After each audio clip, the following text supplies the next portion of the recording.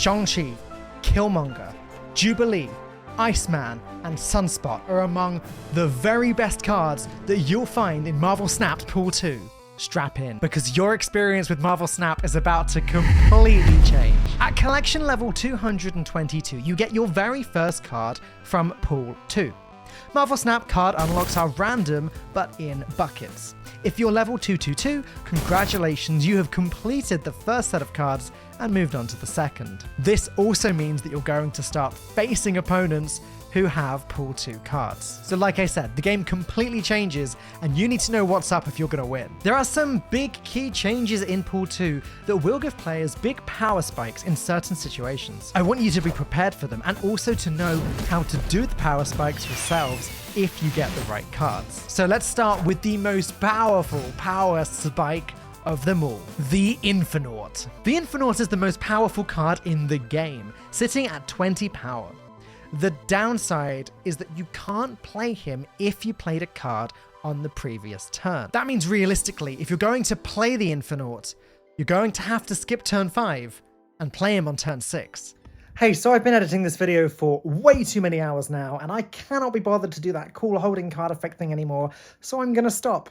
Okay, thanks, bye, subscribe. Not ideal, but there are some synergies here. Introducing Sunspot and Jubilee. Sunspot costs 1 energy, but soaks up all unused energy as power across future turns. A potential combo is to play nothing on turn 5 with Sunspot on the board so that he'll gain 5 power, then on turn 6, drop the 20 bomb Infinaut. Jubilee grabs a random card from your deck and plays it immediately. If your deck is full of hard hitters like Hulk and Infinaut and America Chavez, you're in for a pretty good time. Bonus points for America Chavez actually, as you can't actually draw her before turn 6. That means if you play Jubilee on turn 4 or 5, you're more likely to get a powerful card, because America is guaranteed to be an option. Don't forget, a big tell for your opponent being about to play the Infinaut is them skipping turn 5.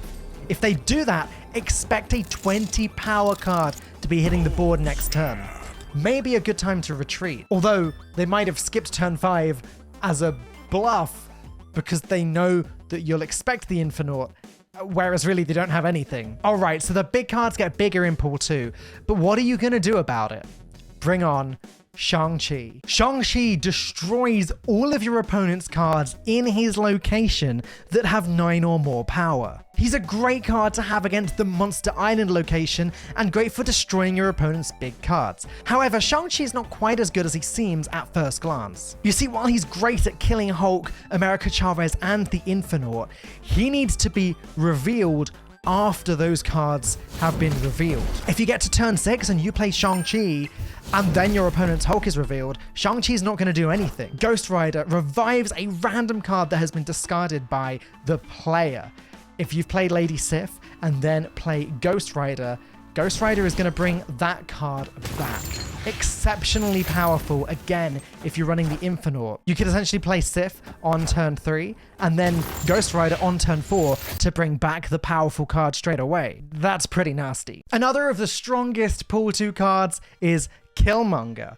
If you think Elektra's strong, Killmonger takes the game to a whole new level. Wiping out all 1-cost cards, Killmonger is a hard counter to many 1-cost decks, like the ones that run Khazar. It also kills powerful cards like Sunspot. Trust me, you're guaranteed to have some fun with Killmonger when you pick him up. Some honorable mentions now: Morbius and Swam are great additions to discard decks. Vulture and Cloak are necessary additions to move decks in order to make them viable. And Bucky fits in great with Nova, Carnage, and Deathlok. There are some other great Pool 2 cards, some that will shine a lot later on, like Sandman, Storm, Warpath.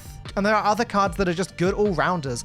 Iceman might be one of the best 1-drops in the game, with a truly brilliant on-reveal effect that will slow your opponent down. This has just been a quick look at some of the highlights in Pool 2, but Okoye, Nakia, and Scorpio all have pretty cool uses too. And personally speaking, Hobgoblin is one of my favorite cards in the game. I'll do a deep dive into some of these other Pool 2 cards and decks on request, so let me know in the comments if that's the kind of thing you'd be interested in. But until then, don't forget there are ways to unlock cards faster in Marvel Snap. And if you don't know the key tip that I give you in this video, you're wasting your credits and you're unlocking cards too slowly. I'll see you there.